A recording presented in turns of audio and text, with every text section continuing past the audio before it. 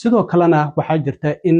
madaxda daykeerada lacagta ay ka joojisay dowladda federaalka ah ee shalay mudaharaad ay ku qabteen aqalka looga arrimiyo gobolka Minnesota iyagoo sheegay in qoysaskan dhaqaalahoodu hooseeyo haddii lacagahan daykeerka laga jarto ay noqonayso in aysan wax mushaar helin oo waalidiinta aysan shaqo aadin kadibna ay guryo la'aan noqdaan iyagoo ku baaqay in aan la siyaasadaynin lacagtan caruurta looga sii haynayo waalidiinta inta ay shaqada ay ku maqan yihiin maayarka cusub ee magaalada New York Zoran Mamdani oo xalay la dhaariyay markii sanadka cusub uu dhashay waan idinla wadaagaya wasaaradda amniga gudaha Mareykanka oo sheegaysa amaba sheegtay inay dib u eegayso dhalashooyinka horey loo siiyay Soomaalida iyo kuwa hadda kadib la siin doono iyadoo sheegtay in laga yaabo in dadka Soomaalida qaarkood dhalashooyinka Mareykanka lagala laabto arrintaasi waan idinla wadaagaya maxay yihiin sharciyada cusub ee sanadka cusub dhaqan galaya gobolka Minnesota oo paid family leave-ki uu ka dhaqan galay iyo 19 gobol oo iyagu kordhinaya lacagta saacadii looga shaqeyn karo goboladaasina waan idinla wadaagaya balse marka hore soo dhawaada ognahay muuqaalkii wiilkii cadaanka ee cunsuriga ahaa uu ka duubay ilaa iyo 10 daycare oo caruurta lagu hayo ee gobolka Minnesota gaar ahaan Minneapolis in guud ahaan wadanka iyo caalamkaba saameyn xoogan oo videogaasi uu ku yeeshay laakiin hadda waxaaba soo baxayaba in hoggaanka xisbiga Republicaanka ah gaar ahaan xubnaha ku jira aqalka wakiilada ay yiraahdeen annaga ayaaba kala shaqeynay sidii uu goobahaasi uu u tagi lahaa haweeneyda afayeenka aqalka wakiilada ee baarlamaanka gobolka Minnesota oo Lisa Daymith la yiraahdo haddana u sharaxan in gudoomiyaha gobolka sanadkan dhamaadkiisa in ay noqoto xubnaha u sharaxan kamid ah ayaa waxay tiri muddo sanadaha waxa isku dayeen inaan shaaca ka qaadno musuqmaasuqa ka jira gobolka Minnesota waxa ayna tiri hadda inaga ayaa ku caawinay in muuqaalkaasi uu duubo ninkan cadaanka ee cunsuriga ah ee Nick Shively la yiraahdo sidoo kalena xildhibaanka kale ee la yiraahdo isagana Harry Niska oo Ramsey laga soo doorto isla markaana gudoomiyaha aqlabiyadda ah waxa uu yiri inta badan warbixinada uu sheegay ninkan waxaba ka caawiyo leeyahay shaqaalaha inaga noo shaqeeya ayaa ka caawiyay marka xubnihii Republicaanka waxay qiranayaan in iyagu ay mas'uul ka ahaayeen in ninkan cunsuriga ah uu tago goobahaasi isla markaana uu soo duubo walow hadda ay muuqanayso musuqmaasuqa sida uu sheegayo inaysan waxba u jirin haddaba waa kuwan labadan xubnood oo ah afayeenka aqalka wakiilada ee baarlamaanka gobolka Minnesota Lisa Daymith oo gudoomiyaha gobolka u sharaxan iyo waliba Harry Niska oo ka hadlaya arrintaasi oo dhahaya inaga ayaa ku caawinay ninkan dhalinyarada ee cunsuriga ah in uu soo duubo muuqaaladaasi bal ila daawada Our caucus has been working to expose fraud for years, including working with Nick Shirley. Much of the information that one of the gentlemen in that video was providing was due to information he got from the House Republican staff. sidoo kale shalay aqalka State House-ka ee looga arrimiyo gobolka Minnesota waxa mudaharaad ku sameeyay qaar ka mid ah madaxda daykeerada oo dawladdu ay lacagta ka joojisay Minnesota oo kaliya ma aysan ka joojin dawladda federaalka ee guud ahaan wadanka ay ka joojisay waxay tiri hadda kadib lacagtii aan bixinayno cadeyn ayaan u baahanahay marka waxay maamulayaashan ay sheegeen inaan loo baahnayn arrintan in la siyaasadeeyo boorar ay soo qaateen oo ay leeyihiin lacagtan caruurta yaan la siyaasadeynin isla markaana sidoo kalena caruurta lacagahooda ha loo soo fasaxo waxa ay leeyihiin waalidiinta low income-ka ama dhaqaalahooda hooseeyo caruurta waxay keensan jireen xilliga maalintii ah daykeerada si ay shaqo u tagaan marka waxay leeyihiin hal bayjeeg amaba hal bayjeegaasi oo la soo siiyo waalidiintaasi ayaa uga dhiman in ay guryo la'aan noqdaan waayo haddii caruurtii aan la keenin meesha waalidiintii inay guryaha ku hayaan ayay noqonaysaa waalidiintiina haddaysan shaqo aadin mushaar ma helayaan haddii aysan mushaar helinna kiradii guryaha iskama bixin karaan oo guryo la'aan ayay noqonayaan xubno dimuqraadiyiin ayaa sidoo kale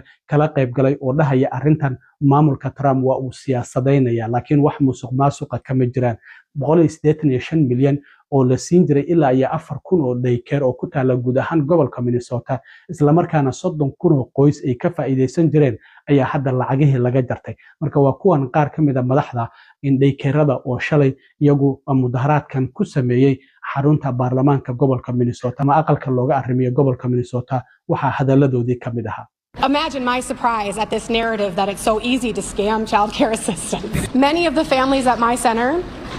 are one paycheck away from becoming homeless. I'm not exaggerating.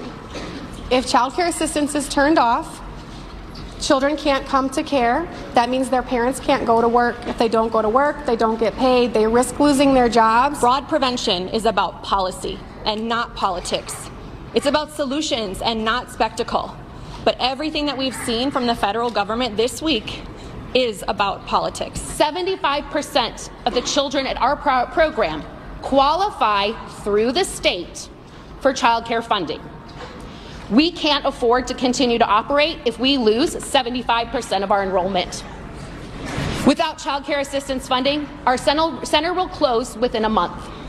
dhinaca kale maayarka magaalada New York Zohran Kwame Mamdani oo bishii November horaanteedii ee sanadkii dhamaaday 2025 duqa magaalada New York loo doortay ayaa xalay la daariyay sida sharciga kooda bisha January ayuu xilka la wareegaa maayarka la daariyo marka xalay markii 6 saac habeenimo ay ku dhacday oo sanadka cusub bisha January ay ku noqotay ayaa waxa xarunta dawladda hoose ee City Hall-ka ku dhaariyay xiraalyaha guud ee gobolka New York Letitia James iyadoo waliba xaaskiisana kitaabka Quraanka ayaa lagu dhaariyay xaaskiisana ay u haysay ayaa halkaasi lagu dhaariyay laakiin waxa la yaab leh marka la dhaariyo maayarka magaalada New York maayar kastaba waxa looga baahan yahay in uu bixiyo lacag $9 ah $9kaasi waxay tahay in lagu file gareeyo daartiisa macnaha filinka karaaniga ama kalaaga ayuu ku wareejinayaa $9 ayuuna diibay markii la dhaariyay kadib sida halkan aad ka arki doontaan marka shaqadiisu maanta ayay si rasmi ah ugu bilaabatay maayarka magaalada New York waliba si lama filaan ah oo la yaab leh ku soo baxay Trump markii hore uu ka soo horjeeday laakiin markii la doortay kadibna uu aqalka cad ku casuumay isla markaana uu ku soo dhaweeyay waxana uu sheegay in ay wada shaqayn doonaan haddaba waa kan maayarka markii la dhaarinayay ila daawada. Please repeat after me. Raise your right hand. I, Zohran Kwame Mamdani, do solemnly swear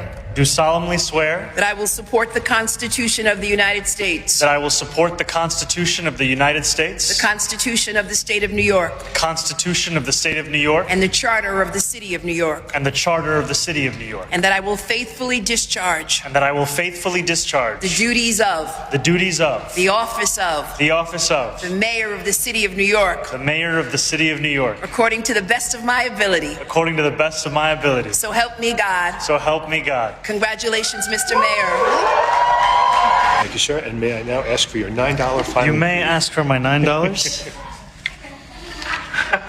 There we go. This should be exact change.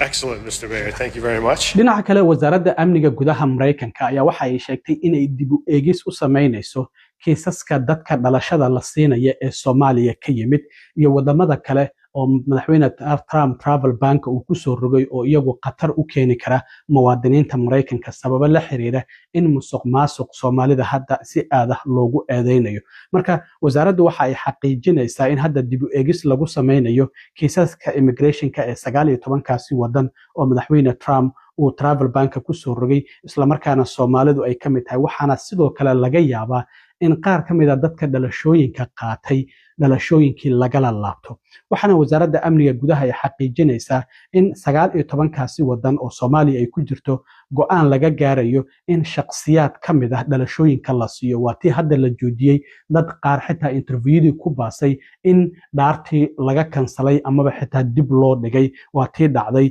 marka waxa ay leeyihiin hadda dadka sidoo kale horay u helay citizenship-ka ama dhalashada qaatay oo laga yaabo inay musuqmaasuq ku lug leeyihiin waxa macquul ah in arrintaasi ay ka dhalato in dhalashooyinka lagala laabto marka waxa sharciga Mareykanka ka mid ah in shakhsiyaadka iyagu si been abuur ah ku qaatay dhalashada qofka hadii lagu helo immigration fraud wax la yiraahdo oo markii wadanka uu imaanayay ama markii green card uu qaadanayay ama markii dhalashada uu qaadanayay su'aalihii la weydiiyay hadii uu ka been sheegay waxay ka mid tahay waxyaabaha dhalashada la isaga la laaban karo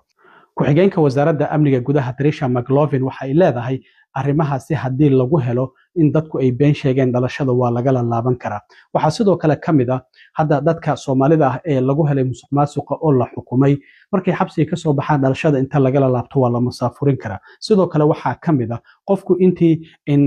immigrationkiisa oo Mareykanka markii uu imaanayay markii uu dhalashada qaadanayay sida hadda marriage fraud ko kale in markii uu guursanayay ama qof war Mareykanka uu ku keenay waan qabaa oo been abuura waxyaabahaas oo idil hadii lagu helo waxay ka mid tahay waxyaabaha qofka dhalashada loogala laaban karo waxaana wasaaradda amniga gudaha ay xaqiijisay inay adag tahay in qof si fudud dhalashada Mareykanka loogala laabto ama sharciga looga qaato maxaa yeelay sharciyada loogala laaban karo ayaa adag laakiin hadii lagu helo in sharciyadaasi uu jabiyay waxay micnaheedu tahay in dhalashada lagala laaban karo marka ilaa sanadkii 1990 aad ayay u adkayd tayar ayaa sharciga lagala laabtay ama dhalashada laakiin hadda sida muuqata waxa laga yaabaa in dadkii lagu helo dhalashada lagala laaban karo sharciyo cusub ayaa guud ahaan gobolada Mareykanka ka dhaqan galaya sanadka cusub waxaa ka mid ah in 19 gobol in ay kordhiyeen mushaarka saacadii looga shaqeyn karo waxaana goboladaasi ka mid ah haddaan idin dulmaro Arizona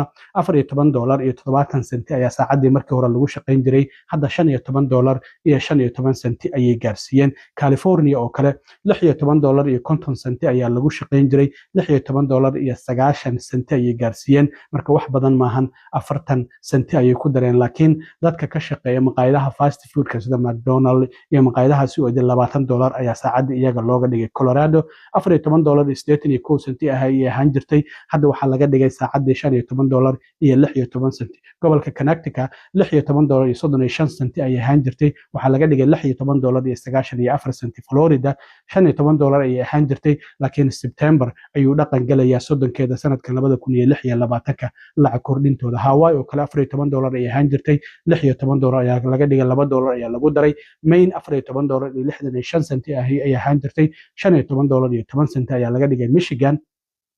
$12.48 ayay ahaan jirtay waxaa laga dhigay $11.41 Missouri iyadu waa $15 Nebraska waa $15 New Jersey iyadana waa la kordhiyay lacagteeda lama shaacin sidoo kale waxaa ka mid ah in gobolka New York oo isagana $16 laga dhigay meelaha qaarna waa $17 ba sidoo kale gobolka Minnesota isagana $11.13 ayay ahayd laakiin waxaa laga dhigay $11.41 oo kaliya ayaa lagu daray gobolka Washington State ayaa $17.13 laga dhigay ugu dambeyntii sidoo kale dhinaca Minnesota waxaa jirta in sharciyada dhaqan galaya ay kamid yihiin qofku hadii uu 4 saacadood shaqeeyo in uu helo 15 daqiiqo oo break ah oo ama masquul uu ku galo ama uu ku cunteeyo hadii uu 6 saacadood shaqeeyana in uu helayo 30 daqiiqo oo break ah sidoo kale waxaa la dhaqan galiyay family paid leave ama Minnesota paid leave programka ayaa dhaqan galay waxaana qofka la siin karaa hadii ilmo ay u dhashaan ama uu xanuunsado 12 toddobaad oo fasaxa uu helayo lacag gaaraysa ilaa $1423 isagoo oo aan shaqaynaynin laakiin aan waxa loo baahan yahay cadeymo qofku ID-giisa meesha uu ka shaqaynayo inuu soo diro ama sidoo kalena dhalashada ilmaha u dhashay cadeyntooda ama hadii uu xanuunsan yahay dokumentiyada isbitaalka inuu soo dhigo marka hadii aad dadka oo 1099 ku shaqeeyo oo self employedka sida Uber iyo Lyftiga wada iyagu kuma jiraan ama taraagada laakiin hadii taraagadu uu company uu yahay oo W2 aad qaadato waa ay ku jirtaa laakiin waxaad ka apply gareyn kartaa paidleave.mn oo Minnesota laga soo gaabiyay .gov hadii aad doonayso inaad apply gareyso marka hada application fara badan ayaana soo gaaray ay leeyihiin maanta ayaana si rasmi ah ay sharciyadaasi gobolada Mareykanka uga dhaqan